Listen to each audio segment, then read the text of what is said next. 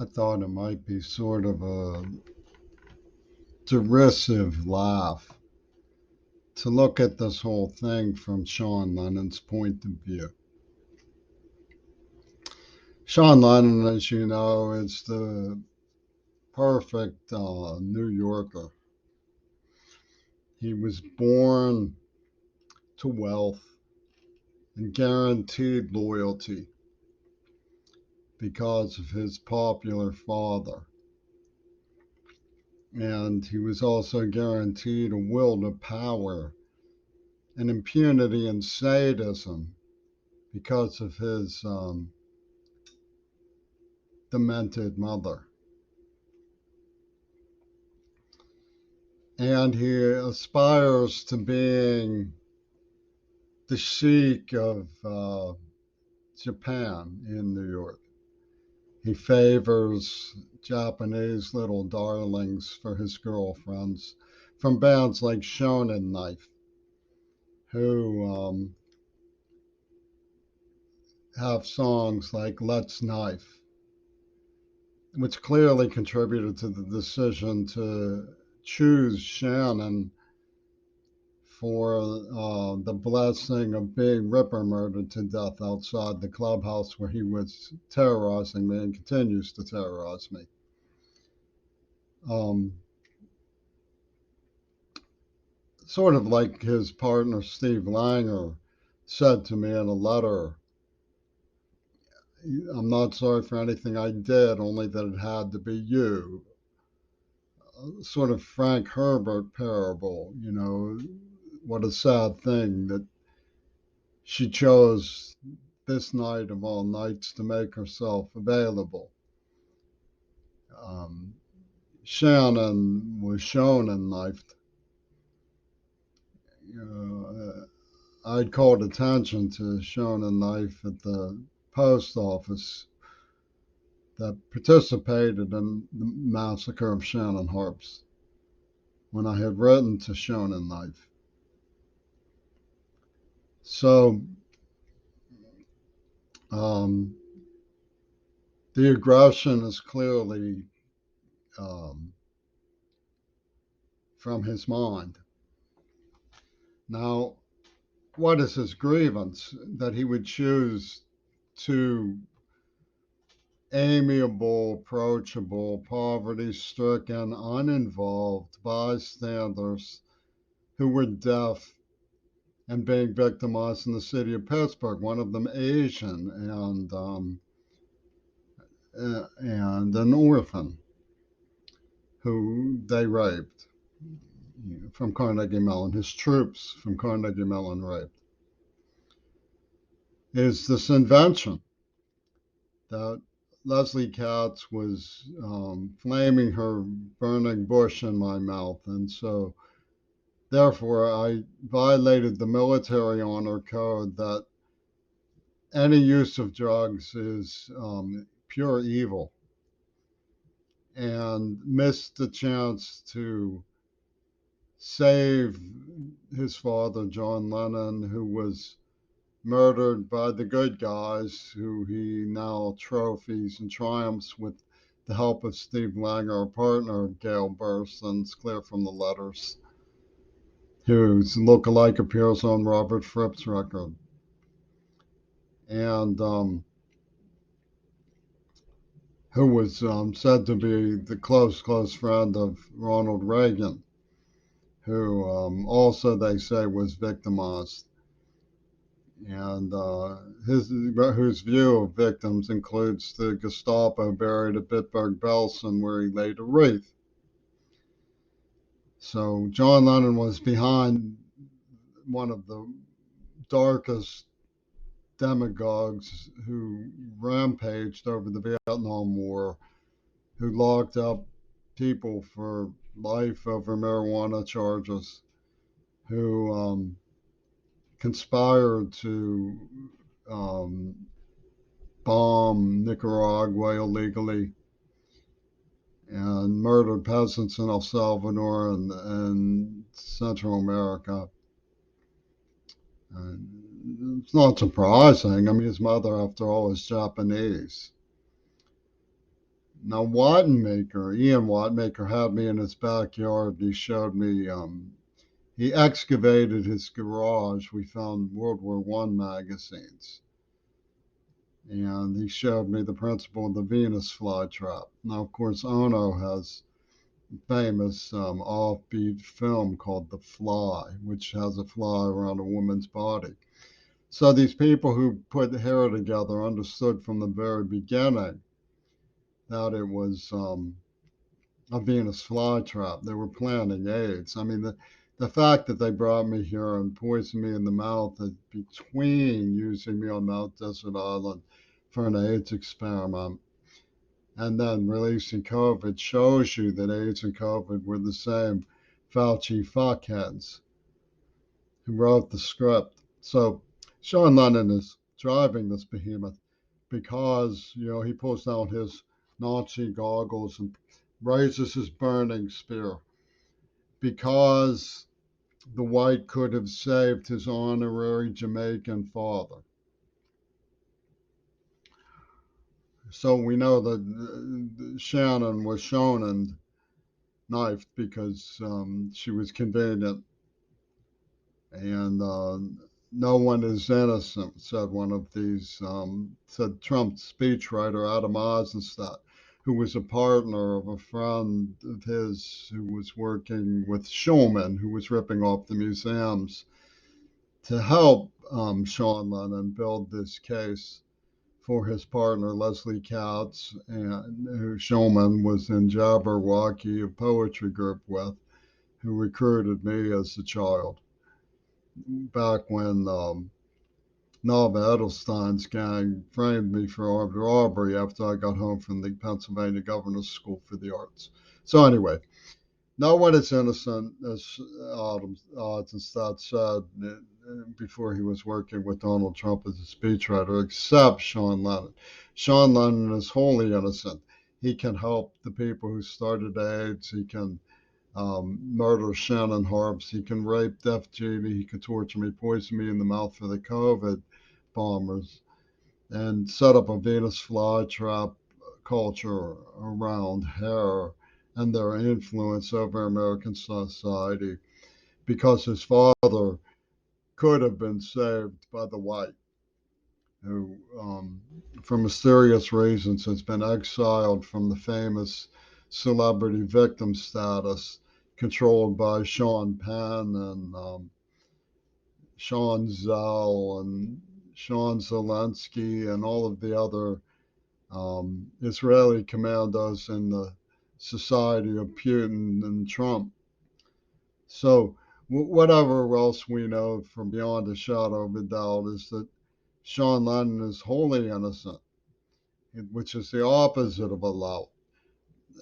So when he orders the slay of Shannon and she's shown, and there's a convenience over a penny, of course, Paul McCartney's famous walrus penny.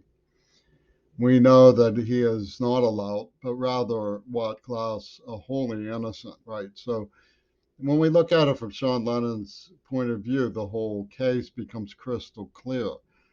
He is a wholly innocent who has the right to point his finger at anyone he chooses totally randomly as a bystander because of sort of the Frank Herbert idea that we went out walking with the wrong companion that night, made ourselves convenient to his battle axe. And he has these lappers, as Brecker would call them, running down their stairs with machetes and hitting people in the head in Seattle to show that they mean business. And there's no attempts to warn them have ever made any difference because Sean's daddy could have been saved by the white. So, um, like certain things we know, like Jay Inslee, the green guy who brought me here, lured me here with the murder of uh,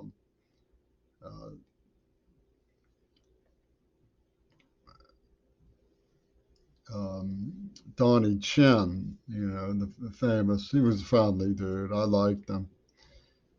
But under some evil circumstance, he was killed, and I felt called back and to investigate.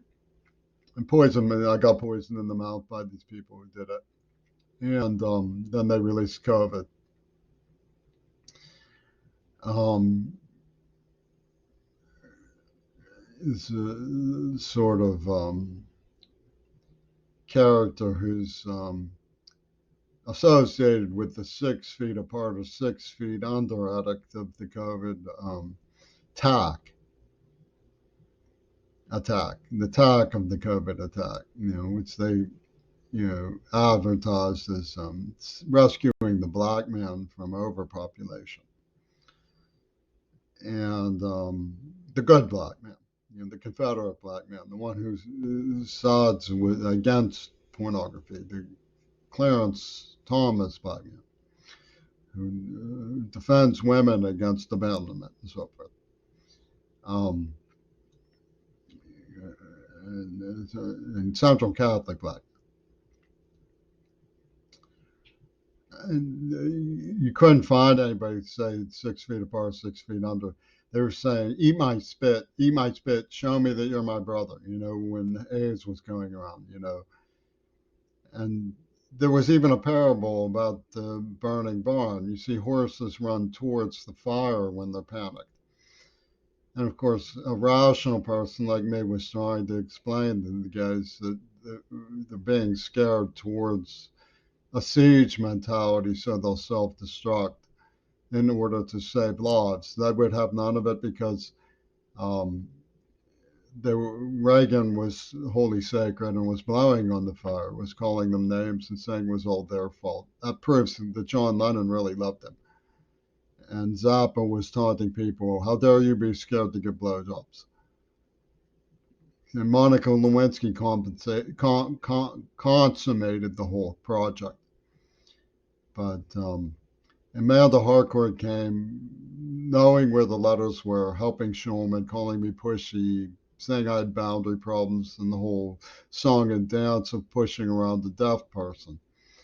And she announced the whole thing with the whole is greater than the sum of its parts. The whole is greater than the sum of its parts is the obsessive mania of Sean Lennon's brilliant mind that plays out as shown in knifing Shannon harps for the harp and Burma scene. Neat. So let's obsess over this guru of sublime generosity towards the masses. This sublimely generous guru towards the masses so doled out the ladle of absolute gadab that Jimmy Creary finally got his virgin. And this was their idea of a caustic jest. I had been raised by a mother who worked over and she hemorrhaged on the floor of the community college of Allegheny County after going on the March of Washington and being gassed. I had been given a nerve agent and beaten half to death over and over again. I'd hitchhiked all the way to St. Louis as a high school student, graduate, near death, just to hear Robert Fripp play his guitar. I had no other motive whatsoever. And they announced that this was an obsession that was like Hinckley and Chapman. It was. I never owned a weapon. No, they said. It's even worse because he's doing it with his mind. He's spiritly conveying the violence he harbored towards Leslie Katz that by loopy-doop could have saved his father. Oh. And Steve Langer will corroborate that by tapping on the neuroplasm until the tea kettle goes off and Michael Reagan gets his favorite scene some more. You see, they went digging in the dirt, they said, for the pedophile acts that they committed against me as a child because the crone who mothered Sean Lennon wants revenge on the little boy from the fleet off the coast of Hiroshima, who they bukkakied when he was 9 years old. Isn't that nice of the Jewish boys? They evidently had a nice picture of Jimmy Albuquerque that they peas porridge like peach porridge stuck in the pot. He was 9 years old for the Crow Haggard the Corona, who mothered this brilliant genius. So we know that Sean Lennon is wholly innocent and brilliant genius, and he collects pedophile things with Michael Reagan. And they demand Michael Reagan's holy seen some more every time things get rough. And who were they working with? But well, Yusu Endor, he comes hopping, stepping to the Spike Old Lee rescue of Africa from climate change. But who was he actually working with? Well, Magna Wen favored the testimony of an aggressive, brutal pedophile who gave me 14 stitches to my mouth and my corner of my mouth. I hear 14 stitches. They pulled a muscle out and broke my sister's rib. So, well, because his was big, that was what Midori Goto and Yoko Ono were announcing when they betrayed me over um, the girl I thought fell in love with me because of my loyalty to get never mind. So, and his friend Todd Clark of Flame Over Africa, who does a cover of one of the Crow Haggard Coronor's hit singles, approximately Depthless Imbecility or something it's called. But he put out Flame Over Africa. Hmm. So they knew what they were doing. They knew how they were going to operate. They're going to squeeze every penny from fossil fuels and then get us to fight for what's left, because that's Donald Trump's jizz bath neatness, and Seattle supports him. They have the queers saying we want to suck the poet for we want to put welts on his face and give him Kaposi sarcoma so that we can hear him scream and get depth of suckness from the disease that we monger. And this is Sean Lennon's brilliance, genius. He calls it cure. He calls it a sacred cure. He has a whole Swami Nosha with paranoid schizophrenia, acting out his every fantasy, poisoning people in the mouth, killing our grannies, Shonen knifing Shannon harps for the harps of Burma crowd. This is his brilliance because the white could have saved his daddy. Um, it's as bad as Clarence Thomas' business about his daddy walking out on his mother. That's why the black man gets to call dibs on Midori Goto in the sacred AIDS attack for the parochial highness of the Holy War situation. I mean, Sean and Clarence are certainly like this, and we have them to believe that Ronald Reagan and John Lennon were certainly like this, which is news to us, those of us who thought that by advocating for peace we were constructively opposing Ronald Reagan. Well, you have to believe Fiddle DD that John Lennon actually believed in peace. The Beatles were designed, it seems to me, around the fiddlers who greeted the merchandise, as Goebel calls it, when they got off the train at Auschwitz to keep them calm as they were led to the showers, you know. So then that's the role that Rosa played. She was like, "Oh, I'm your shower. Come get your shower, queer bait." Put in a good word with Sean for me from Puritan. So we know that Sean Lennon is a holy man. He's a brilliant. He's genius. Everything he does is innocent, and his picking off of bystanders and his contaminating people in mass and his laws for the brilliance of the pornographic exterminators who wrote the script, and his defense of the woman who appears on the cover in some look-alike of Gail Burson appears on Flippy Tunes under Heavy Manners. And they lived in the Dakota with Boris Karloff and so on. Is all because the white could have saved his daddy, and he asked Clarence Thomas picketing, overthrowing the U.S. Constitution if necessary, because his daddy walked out on his mummy. The brilliant loyalists to their mummies. So we know that his reasons for raping a deaf girl with Down syndrome, who is Asian and orphan, were holy man's reasons. They were good reasons. They were. We know that his reasoning behind the massacre of Kennedy's and the giving Wimborne pie to C.R.C. Kennedy were good reasons. They were clever reasons. They were reasonable reasons because he is a Swami. He knows the inner light. They are holy reasons. He's a smart man. He did it for daddy because the white could have saved his daddy.